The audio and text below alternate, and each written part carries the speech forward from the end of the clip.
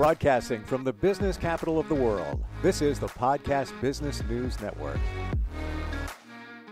We all have stuff we need to heal from.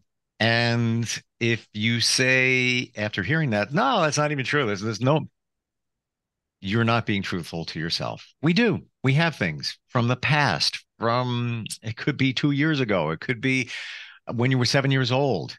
We have things we need to heal from. And even it could be trauma from even surgery that you had back in the day. She helps with that all the time in a very holistic way. And we're going to talk to somebody who is a life coach, a healer, and so much more. Celeste Kostohryz joins us on the program. Did I say your last name right? You did. You All did. You right. got it. Sometimes I overthink it and then I just say it wrong anyway, because I would have said it right, but I overthought it, but I'm glad I got that right. Welcome. How are you? I'm good. I'm really excited to be here. Same. Great to have you here. And you offer so much in terms of helping heal the body, the mind, the soul. When we talk about this healing thing, give us the overview of it. I can take us on my journey. It's not about me, but use me as an example. But when we talk about healing, what are we talking about? I think that's been something I've really discovered over the last 6 years since I've dove into the training have been doing now. It's really, you got to look at the whole body. It's not, I remember PT is my traditional background and breaking things down into body parts. And I remember being a clinical student and at an outpatient clinic, and the other therapists were talking, yeah, I got 2 knees and a hip coming in this afternoon. And I remember even at that time going, really? They're just going to walk in on their own? just, so I think that's a big part of it is it's really the whole body, and every cell in our body holds memories, holds things that happens to us, holds on to the things that you're not conscious of. Mm-hmm. And if you don't learn how to release those things, you're walking around with them 24/7, not even knowing that you're carrying that with you. Yeah. For me, 3-year journey, I started rewind for all of this. A lot of this stuff that heals, I knew about it.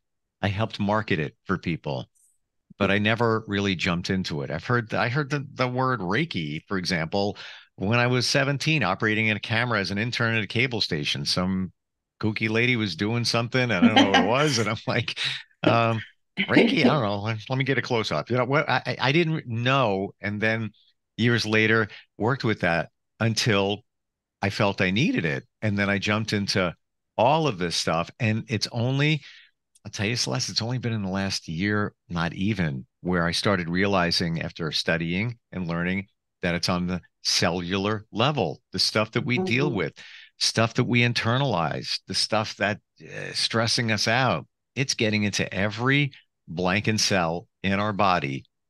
And that's not good. It's just not good. No. Yeah. You don't want to carry that around with you. And I guess the work that I do, my instructor talks a lot about talk therapy. If you could have talked it out, wouldn't that have worked by now? Because a lot of the time people that come to see me have been through all kinds of different treatments and modalities. With this, we find where the body's restricted in the fascial system. And when you release that, those memories, those injuries, those traumas can be released. You don't even have to be fully aware of everything. You don't have to remember every detail. The body will share with you what you need to know at that time. And you can do some of that releasing more organically, more holistically than having to go to 15 talk sessions of talking through something. So Okay. You've intrigued me, piqued my interest in a totally different way. When you talk about the fascial release, we'll explain that in just a sec. I didn't know that energy and all that stuff could be released through that. I thought it was that helps us with surgeries that we've had, Mhm. leftover stuff that's underneath the skin. I guess at this point we should explain what it is. Because I've had it done before we met. But yeah, what is myofascial release? So myofascial release is really a whole body way of looking at things. I'm trained to look at the body, listen to the person, feel the tissue, and find those areas in the body where restrictions are. Because where those restrictions are is where everything starts. And if those restrictions aren't released, they kind of, if you notice, I kind of have part of a tree behind me here. They kind of grow like roots on a tree, those restrictions. And you don't know what they're going to entangle with the nerves, the blood vessels, the muscles, everything. Mm-hmm. So when you look at it from that point of view, what we're doing is going in and releasing those restrictions and letting that blood flow, letting the fluid flow, letting the consciousness flow through those cells again. Okay. And the way that we do that is by prolonged pressure, prolonged stretches, starting gently. Sometimes when people hear about myofascial release, they think they're like, oh my God, I heard that's really painful. Not in my training, not in the way that I'm trained. Is there somewhat discomfort? Can there be? Yes, therapeutic discomfort, not the, oh my God, that was so painful. I never want to go back.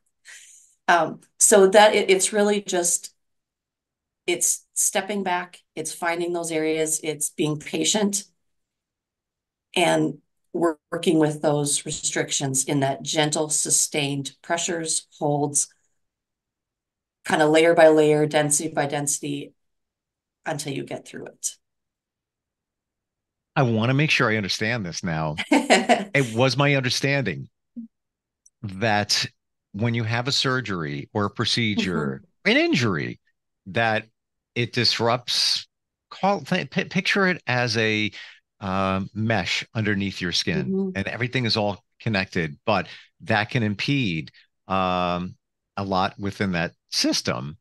But am I getting from you that traumas that we may have suffered, not even just physical, Mm-hmm. but it could have been something you dealt with as a kid, you got bullied, whatever it is, that can be eradicated through that release. Um, Portions of that, whatever you're ready to release from that. I deal with a lot of people that have past traumas. That's not even why they're coming to see me. But I can picture one lady in particular, like she came for her shoulder. And then like she knew a little bit about this work, but probably second, third session in, she's like, things are just popping into my head that I haven't thought about in years. I Hmm. said, mm-hmm. Wow. Just kind of go with that. Don't overthink it. Like you were talking about with my last name, don't overthink it. Just let those things come up. And our body really wants to be how it's supposed to be. It doesn't want to be restricted. It doesn't want to be carrying around all of this stuff that we're carrying around. It knows what to do if you step back and let it. So we can be healed through energy healing, call it Reiki, chakra Mm-hmm. balancing and all of that. That's one way to get rid of that stuff that's floating Mm-hmm. around within us. This, would you say it's a type of energy healing in some ways? There's definitely an energy component. Like that's actually part of some of my training. I've taken a subtle energy course, and actually, I'm level 2 in a fascial-based Reiki right now, and I'll be taking my third Oh, level in April. wow. So it ties together really nicely, and it has come really naturally to me, the Reiki training, because it follows so much the principles of what I've already been doing for the last 6 years. So take me on a journey through your fingertips. You've got somebody on the table. You're going to do a MFR on them. What's actually going on from you and also within them? It's really important, and this is something that we learn to center ourselves before we even touch another person. You've got to let go of everything what your kid or husband did or didn't do this morning, what you're going to have for lunch, any, phone call you need to make. You kind of have to let go of that. You need to center yourself so that you're able to listen to that person's words Mm. and their body and their body. Complete attention, You complete know, focus, right? yeah. Okay. So that's what comes from me. The person, they come to me in their current state. Now, some of those people are really only thinking that I can help with pain control. That's where we start. We start with the pain control. Others are more open to all of the other possibilities that can come from working with the fascial system. Mm-hmm. So that's the other part, is I meet people where they're at. And they can all benefit from it. But when I actually lay my hands on somebody, it's it's a learned thing, but it's also partly intuition. Where, I find those areas that are restricted. A lot of times I start where their pain or tightness is, but it never ends there. You kind of follow that either by my intuition. I'll be working on one part of the body and I'll go to another part. And a lot of times people that are in tune with their body will be like, I was just going to tell you, I started to feel this in that spot you just moved to. So part of it is an intuitive kind of following of that system in the body. But yeah, it's patience. I tell people it's kind of like working with a toddler or a teenager. It's meeting them where they're at, but it's also being patient. If you try to force a toddler or a teenager to do something, what happens? They're not They going to do fight it. back. They fight back. They resist. Totally. Kind of with the fascial system, same thing. Cannot be forced. Can't be forced. You cannot, you have to go to the barrier and you wait. So there's a lot of patience involved. How do you define the facial system or the fascial system? I'm sorry. Mm-hmm. Yep. No, I get that a lot. Head to toe, continuous structure, like a 3D sweater. Everything, every cell in the body is intermingled with this fascial system. There's not a cell that doesn't touch it. So there's some that'll argue that even bone is hardened fascia. The muscle is, don't need to get into all of that, but the main thing is head to toe, continuous structure. So if you think of a sweater and that's not 3D, but you get a pull in a sweater and it kind of misshapens the sweater. It pulls not only where that thread is pulled, it kind of changes the whole thing. That is how I like to define that fascial system. Great way to describe it, because I got it. Yeah. It's like if you pull it on one way, it's gonna go like that. You're not breaking it apart. You're kind of just disrupting it in a way. Is MFR medically recognized, scientifically recognized? How does that go? So funny story. When I was in PT school back, we won't say how many years ago because I'm still young, right? Aren't we all? It was mentioned in passing in one class, kind of like this John Barnes guy exists and he teaches this, but it's really woo-woo. It's out there. End of story. Never mentioned again. During my training, never ran across another therapist that was doing all my clinicals that I did. However, now, people are actually starting to go like, oh, I want a John Barnes trained therapist because I'm hearing about this stuff.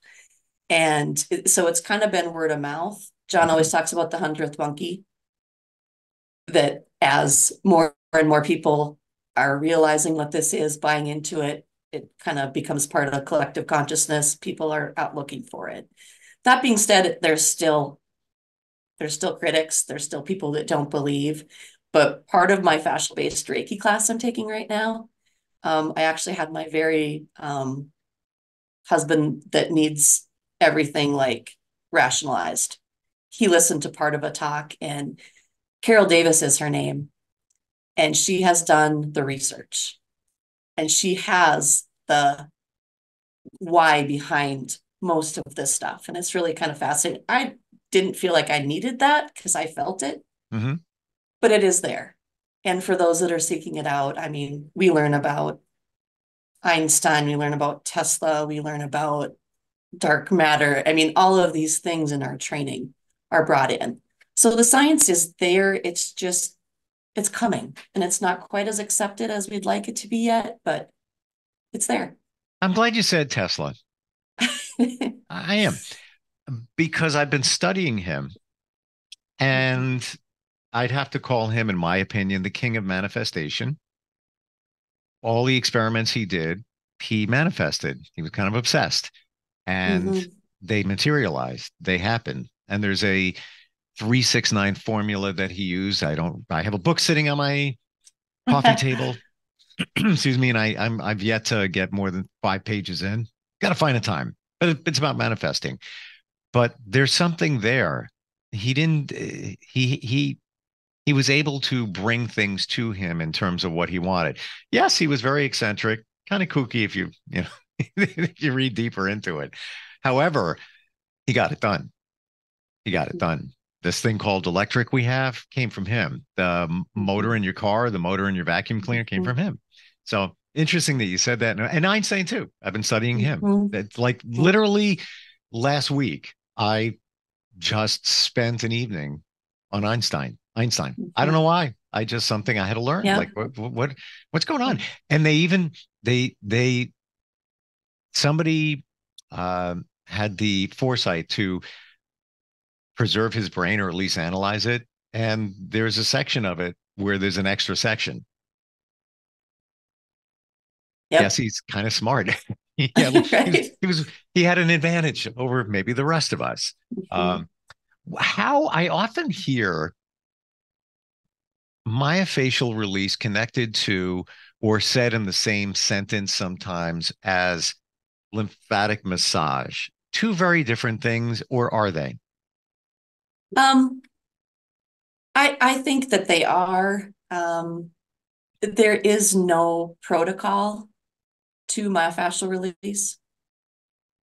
Um, I have a friend that did like 2 weeks intense training to become a lymphatic drainage PT long before I was even into myofascial work. But I guess that is kind of what jumps out at me as the biggest difference is Hmm. there's really no protocol to it. It is about each body being different, finding those restrictions and releasing them. It's really a simple concept that can Yeah. be so profound. Well, So, when you talk about Reiki and energy healing, what are you doing? You're sending energy into somebody else mhm, where it needs to go to help them heal. Uh, I'll give you an example, and you tell me if MFR can help. So mm, I have a slight rotator cuff issue. I think I play tennis in the summertime, like 2 times in the summer. I'm not even kidding. And I think just, one, mhm, just I feel a little bit of pain. Not bad. Long story short, insurance company won't cover PT. They won't cover, I had to pay for the sonogram, the X-ray. They didn't cover the MRI, all of that. I pretty much given up. Would MFR be something beneficial potentially for something like that? yes. Hmm. I don't even have to hesitate on that.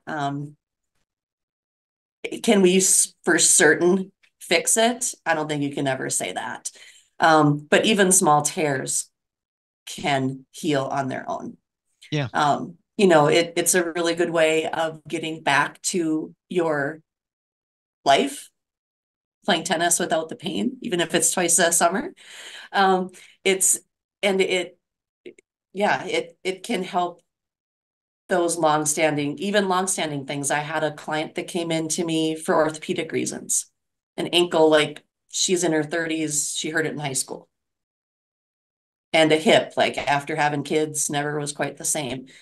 The hip is pretty much back to not bothering her at all. And the ankle was better than it's been Hmm. in 15 years. Wow. So, and she noticed things after the first session. So those orthopedic things really can, whether they're longstanding or new.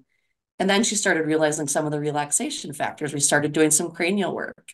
She started realizing that her brain did not have to be going 50 miles an hour, 24/7. And after a session of that, she said, people actually get to live like this. She's like, I've never experienced that level of relaxation in my life. So it can help so many things that sometimes it's hard to talk about because someone will bring something up and in my head, I'm going, well, I have some things that I think could probably help with that. Yeah, no, I get it. Yeah, granted, if you have a major tear and require surgery, et cetera, et cetera, et cetera. Okay. Yeah. But for the smaller stuff or the slight imbalances and these little things that go on, or as I'm understanding it for you and from you, and I never thought this, but the traumas that we carry, let's just say, example, you were a kid, you got bullied, it really pulled you back in your life. Your confidence is cut. You feel that you're not good enough, which is a common challenge for a lot of us. We carry that with us, many different reasons why. Would MFR help improve those beliefs? I have seen it completely change people's lives. Wow. My clients, I can think of a couple in particular that they've actually used those words. This changed my life. The people that I train with, we kind of become a family, and you get it and you see their progress over the years. You see them at a class and then you see them, a year or 5 years later at a class. Sure. And just the changes you've seen. So yes, I've seen it. You have, I'm a cheerleader for a lot of stuff in my journey. Energy healing, hypnotherapy, and other modalities. This one, I can't wait to go back to it. I had, a session, maybe it was two going back. But I didn't know it was so beneficial for all those other things. Wow. And we don't always lead with that because that people maybe aren't ready to hear all that. Like I said, the one that came with orthopedic issues, and then wait a minute. Now she's going, you know what? Everybody needs this. And have you thought about being in nursing homes? And have you thought about doing this? And have you thought about doing that? Because she's a nurse. Yeah. But yeah, it's changed my life. It's gotten me past things. My kids' lives are different because of it. And yeah, I have 4 teenagers, so and I'm still sane, I got two. Get your hands on me right away. I wish you were in the New York area. I'd be pulling up later on this afternoon. What you said a second ago, the woman that said that this changed everything for her, the fact that she is a nurse, medically trained professional, and is still accepting buying into this, which is fantastic. And I agree with you. I think a lot of people look at it like woo woo and all that. However, I'm gratified to know that more and more people are tuning into it and accepting it. Like 20 years back, if you said these two words, mental health, people would be like, okay, something's going on over there. Now it's like, I'm going to talk to my therapist later. Can't wait. And it's all widely accepted. So slowly we're getting there, and with help from you, Celeste. Unfortunately, some of these things can't be done virtually. Got to be in your presence, yeah. right? Yeah. What we're just about out of time. What can you do that can be done virtually? I figured out over COVID that there's a lot of self-treatment that I teach. Obviously, it's helpful if I have laid the hands on somebody beforehand, but it's a lot of visually and listening. So there are self-treatment techniques that I can give that can be really helpful. And that's with my in-person people as well. But I do offer intensives. I live in a small Minnesota town, so obviously there are some better times of year to visit me than others. Mm-hmm. But I do offer intensives where you would come for numerous times during a week's time span. Wow. And then Sort of like a retreat, Yes. Mm-hmm. Wow. Never even thought of that. And I do see that tab on your website. What is your website, by the way? Tell everybody. Oasis Wellness LLC. Fantastic talking with you, and thank you. Thank you. Just the enlightenment of this, and it was on my radar. Tried it a little bit. I need to go back to it, but I had no idea how beneficial it can be in so many areas. And I never connected this with, call it energy healing. I know we're not talking about that, but I put it kind of in the same category, loosely in the same category. Yep. Yeah. And which I guess stands to reason if you're going for Reiki training, it's all in alignment there. Super cool. Thank you so much for being here. And I look forward next time we might get a chance to get together. All right. I appreciate it. Thank you, Steve. Thank you. All right. We'll be right back.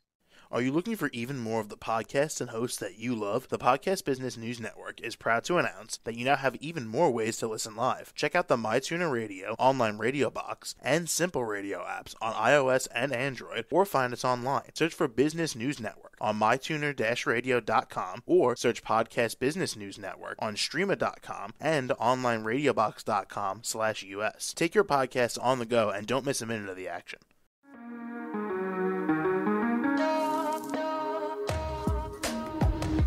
Broadcasting from the business capital of the world, this is the Podcast Business News Network.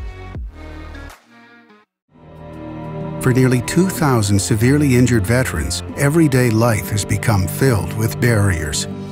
Day-to-day simple tasks can become pretty daunting. I have to carry my chair up 2 flights of steps or have somebody do it for me. What scares me the most is just the falling. When I'm struggling with my house, I think, to have that one great barrier just knocked down, it's crucial. Home for Our Troops is a wonderful nonprofit that builds a mortgage-free, fully adaptive, handicap-accessible house. And there's no catch. It'll be our very first home that we've ever owned. This is a game changer. This is where your life begins again. We need you to join us in completing this important mission. Please visit hfotusa.org and help build homes and rebuild lives. Because of you, everything's going to be okay.